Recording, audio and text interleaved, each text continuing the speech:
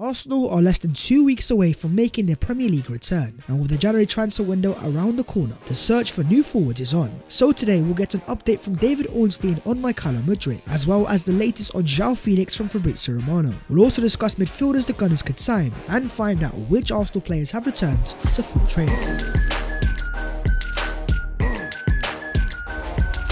Yo, what is going on guys? My name is Fabrizio and welcome back to your boys channel. We've actually made a cheeky little upgrade to the camera as we try to make better and better videos. So if you enjoy the content, smash a like and also subscribe if you are new. And I also want to say a massive shout out to you guys for getting your boy to 130k. But let's get into the breaking Arsenal transfer news. Mykhaylo's Arsenal is on a title charge, and the Arsenal owners have now seen the opportunity, with David Ornstein confirming that KSC are looking to back Arsenal's title push in the January transfer window. Starting off with the left centre back, as Arsenal look for a backup for Gabriel Magalhaes. They are chasing Eintracht Frankfurt's Evan Ndika, who's out of contract in the summer, and according to reports in Italy, has already reached an agreement with Arsenal for June. AS Roma had wanted to sign the centre back in January, but he has told them that he is going to run down his contract. Now in terms of an agreement, I think that's a massive stretch, but Ndika is indeed a player that Arsenal have looked at, and with the profile of a tall, left-footed and fast centre back at only 23 years of age, it's definitely a market opportunity worth exploring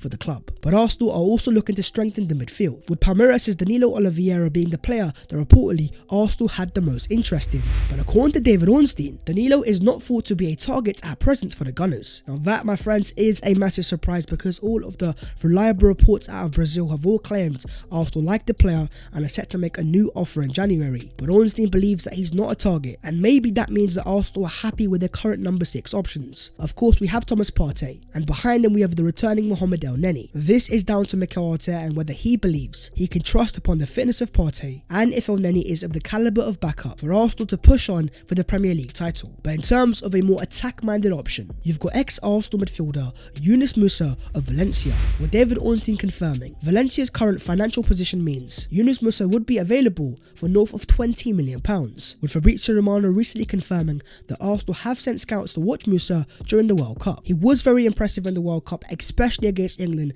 and what's noticeable straight away is Musa is a very decent ball carrier. At £20 million is definitely a very good market opportunity, and the fundamentals are definitely there that under Mykhaylo, Yunus Musa could become a very good box-to-box player. But in terms of the passing numbers and the goal scoring numbers and even assists, I still believe Musa is a very raw profile, and he would be a bit of a project signing, someone that would become better and better over time. But then it's down for Arsenal to decide, having already got one of the youngest teams in the Premier League, should Arsenal really be signing more youngsters? But Arsenal could go for the more experienced route of Youri Tielemans, as reports in the UK claim that Leicester are braced for Arsenal to make a final attempt to snap up Tielemans in January. Arsenal have been monitoring Tielemans' future closely and are ready to test Leicester's resolve in January, as any decent offer will be very tempting for Leicester. This has to be one of the most drawn out transfer sagas in Arsenal transfer history, but he would be fine competition for the likes of Granit Xhaka. What do you guys believe is the midfield priority for Arsenal this January? Is it the number 8 profile like a Tielemans and a Musa, or should Arsenal be signing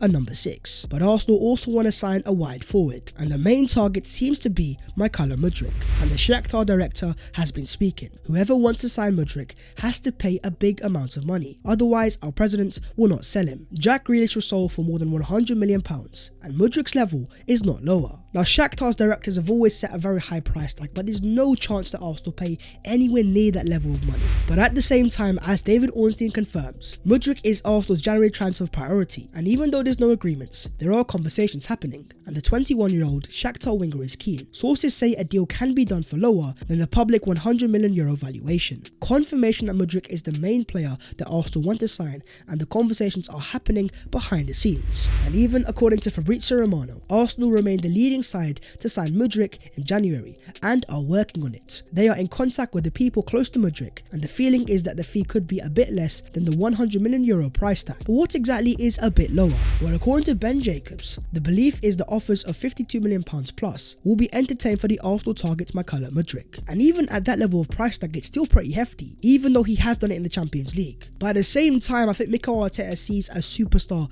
potentially, a winger that has all the fundamentals, the pace, the trickery, the the dribbling and the ball striking, and even more importantly in terms of the mental profile. A lot of people behind the scenes have vouched for his mentality, even though Arsenal fans might see him as a bit more of a transitional player. With his level of technical security, I think he would be a very good fit in this current Arsenal team. According to David Ornstein, a number of people with knowledge of the situation feel there's a very good chance of a deal happening. The player is very enthusiastic and could push to bring the price down. Not just that, but you also have Tariq Panja, who claims that Shakhtar representatives have been in London this week discussing player sales, mainly focused on their brightest talents, Mudryk. But it's not just one club in the conversation. I think Shakhtar are open to a sale because of how much the player wants to make it happen, and that level of pull that Arsenal have here over the player is definitely going to play a major factor in making that price tag lower and lower and making the transfer far more affordable. But Mudryk isn't the only wide forward on Arsenal's sights, as you also have Joao Felix, who according to Fabrizio Romano is prepared to leave Atletico Madrid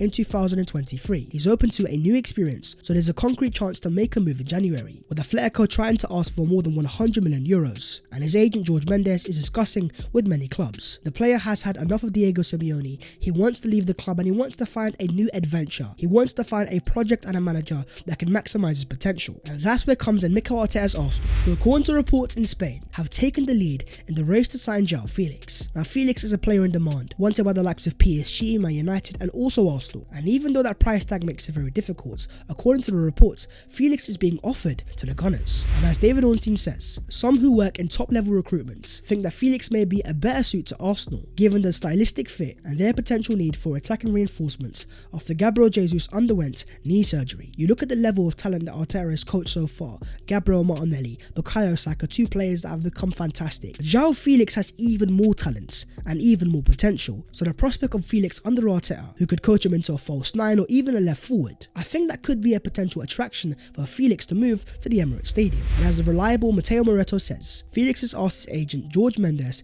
for a switch in clubs after the World Cup. Atletico are open to a loan with a buyout, and Arsenal are one of the clubs that have knocked on the door asking for the player. A loan with a buy option is the only way I see a transfer happening this January, and even though thus far the prospect of signing both Mudryk and Felix has not been ruled out, if Arsenal could only sign one, which one do you prefer? You also have Atletico Madrid's Matheus Cunha. According to David Ornstein, Arsenal are weighing up if they move for Matheus Cunha or not, due to the absence of Gabriel Jesus. This is a 23-year-old Brazil international centre-forward whose goal-scoring numbers aren't that impressive, having only scored 6 goals last year. This year he has 0 goals in 17 appearances. Of course, Arsenal might see past the numbers and see a future potential, but at the same time also wanted by the likes of Wolves. I'm not sure if he's a player that Arsenal should be signing. Moving on to the Arsenal World Cup update. Entering its final week, the World Cup final is this Sunday, and it's soon going to be over. But in terms of the Arsenal players, first off, you have Gabriel Martinelli, who was left on the bench for Brazil as they were knocked out by Croatia on penalties. Now this for me was a disgrace. I get the fact that Brazil have a lot of amazing attackers, but to leave Gabriel Martinelli on the bench and not even bring him on for penalties, I think Tite made a massive mistake, and now he is no longer the Brazil manager. Reports have confirmed that Martinelli was among the first to leave the team hotel following Brazil's exit, with other reports confirming that Martinelli left via private transport. Whether it was down to the frustration of not coming off the bench, Martinelli could not wait to leave the Brazil camp, and I think he wants to get back into the Arsenal environment as soon as possible, a potential title charge to resume, and he wants to get to Dubai as soon as possible to make sure he's ready to make his Arsenal return. And I just do wonder, with Arsenal targeting left forwards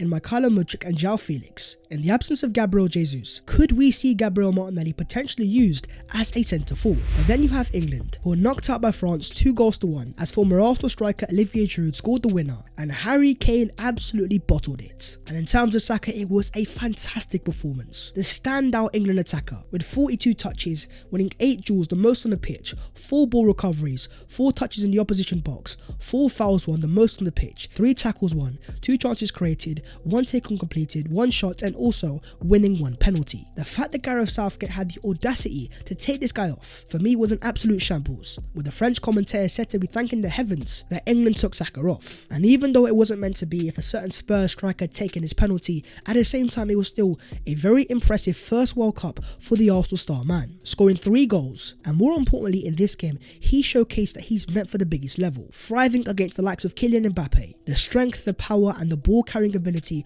of Bukayo Saka was on full display. It gives me confidence going into the future that when Arsenal enter the Champions League in the knockout stages, that is the stage that is set for Bukayo Saka. And now both Saka and Ramsdale are set to make their Arsenal returns. Arsenal only have one player left at the World Cup, and that is William Saliba with France. And even though he's not starting games, I think it's still an amazing experience, and with the lack of first team minutes, he won't need that much of a break once his World Cup ends. Moving on to the other Arsenal news today, and starting off with a super talent coming out of Brazil, playing for Palmeiras, and this guy at 15 years of age is nicknamed Messinho. According to Thiago Fernandes of Gol Brazil, 15-year-old Palmeiras winger Estabio, who Arsenal are reportedly monitoring, will have a release clause of 50 million euros. I mean, for a 15-year-old ball in 2007, it's a crazy amount of money. But as you guys have seen with Endrick Felipe Moreira, a 16-year-old Palmeiras striker that is going to Real Madrid for 72 million euros. According to many people, Estabio is an even bigger talent, and being that tricky left-footed right winger, he's got a nickname after Lionel Messi, and the hype is so massive that at 10 years of age, he was signed by Nike on a sponsorship deal, making him the youngest Brazilian Nike athlete in history of all time, surpassing both Neymar and Rodrigo. The hype is definitely real, but at the same time, when it comes to these super talents coming out of Brazil, often the likes of Real Madrid and Barcelona are far more active in paying the money